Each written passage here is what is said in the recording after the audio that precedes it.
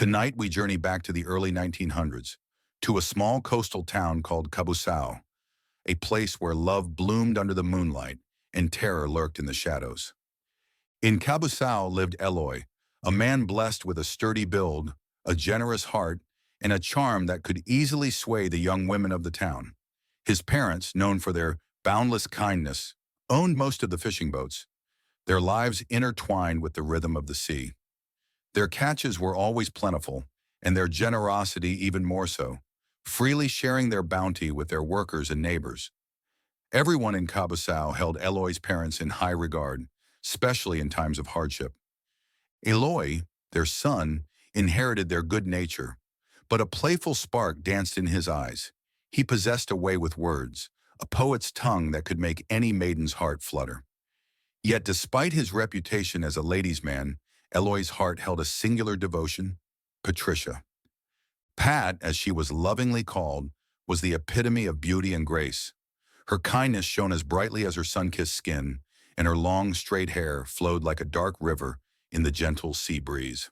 Her family, respected ranch owners, were known for their fairness and warmth. Eloi and Pat were a match seemingly made in paradise.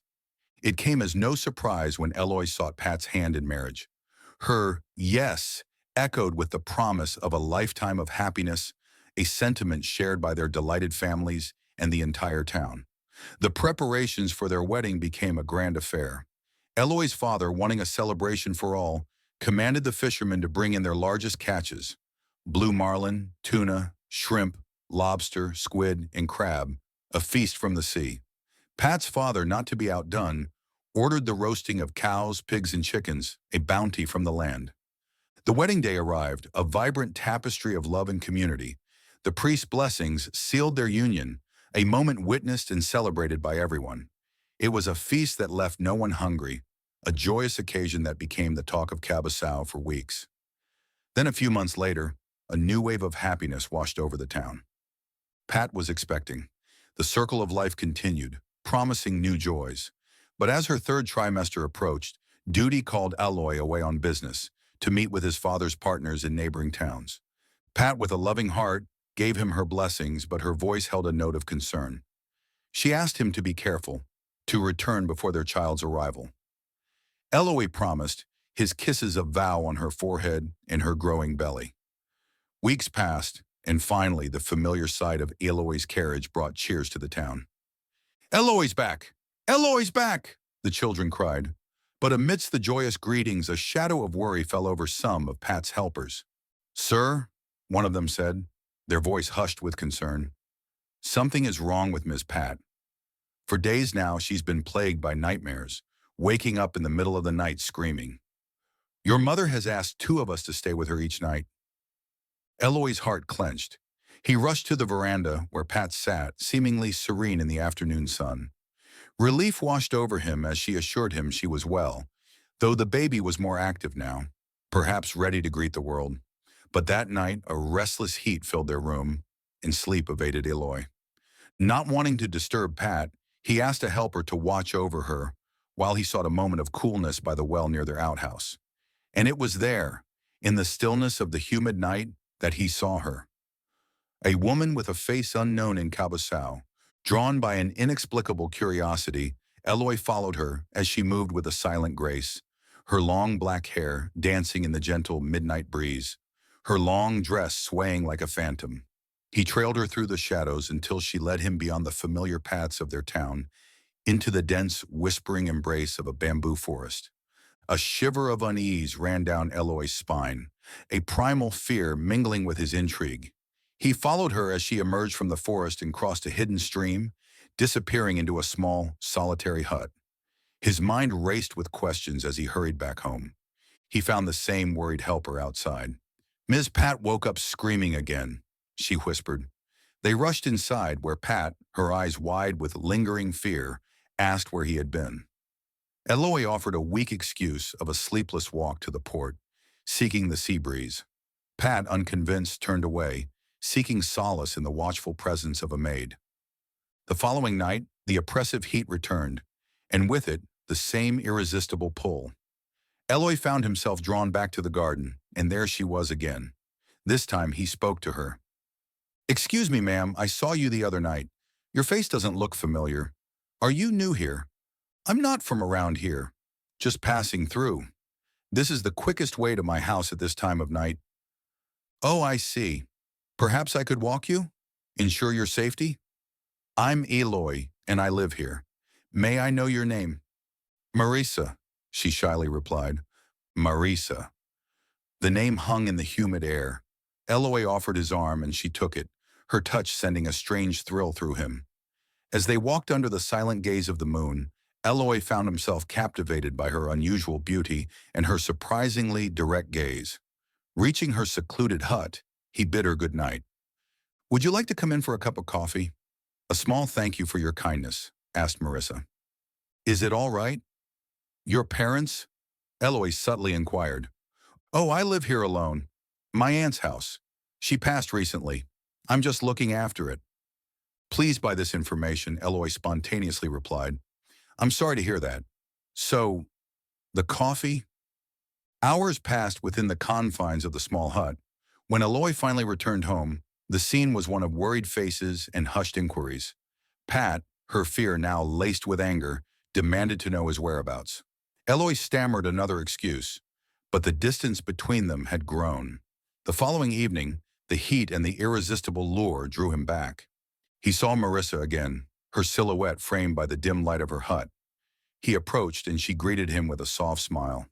But as he drew closer, a subtle shift occurred, a flicker in her eyes that sent a prickle of unease down his spine. He reached out to touch her face, and the beauty that had ensnared him began to twist, to warp into something grotesque. Her smooth skin withered, becoming a roadmap of wrinkles and warts. Her teeth elongated into yellowed fangs, and her delicate fingers stretched into sharp claw-like talons. "Ah, what are you?" "Aswang ako. My time in this world is fading. I wish to pass my gift to you." Eloi recoiled in terror, his mind struggling to comprehend the monstrous transformation before him. He stumbled backward, desperate to escape. "Gift? What gift?" "The gift of the night, to rule as an aswang." "No, I don't want to be a monster." He fled into the darkness, but the horror pursued him. A colossal winged creature tore through the roof of the hut, its shriek a sound ripped from the depths of nightmare. A violent gust of wind slammed Eloi to the ground.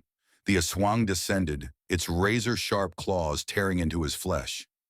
"If you will not accept my gift, then you shall become my meal." Eloi, driven by primal fear, could only crawl backward, inch by agonizing inch, towards the faint glimmer of his town. The monstrous creature lunged, its shadow a terrifying presence above him. He cried out for help, his voice raw with terror. He reached the relative safety of the bamboo forest, but even that offered no sanctuary as the aswang's immense power shattered the dense stalks. He stumbled back toward the lights of Cabosao, the horrifying laughter of the aswang echoing in his ears.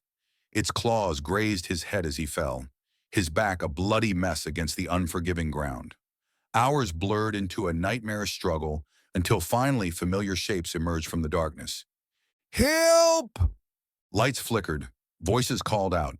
His desperate plea had been heard. Townsfolk rushed to his aid, their faces etched with concern and confusion. One of his father's workers who recognized him asked, "Sir Eloi, what happened to you?" "A swang," Eloi muttered. "A swang! Sir Eloi was attacked by an aswang," the worker exclaimed. Fear spread like wildfire through Cabosao. Men armed themselves, their torches casting eerie shadows as they searched for the monstrous attacker. They followed Eloi's bloody trail, the broken bamboo and the desolate hut, which they burned to the ground, a symbol of their terror and their resolve. Weeks passed and Eloi slowly recovered, his body healing, but his mind forever scarred.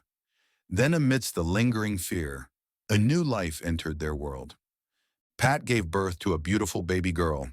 She wished to name her Marisa, but Eloi, haunted by the memory of the creature, insisted on another name. "No, she looks just like you. Her name will be Patricia."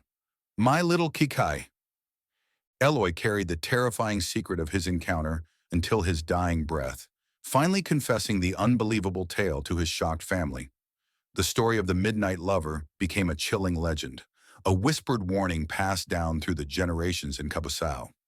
And so, the question lingers in the humid night air. Who in that small town might have unknowingly inherited the Aswang's dark gift?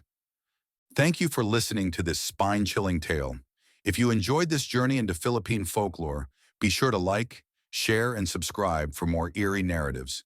And don't forget to hit that bell icon to be notified of our next descent into the darkness. Sweet dreams. Or perhaps not so sweet.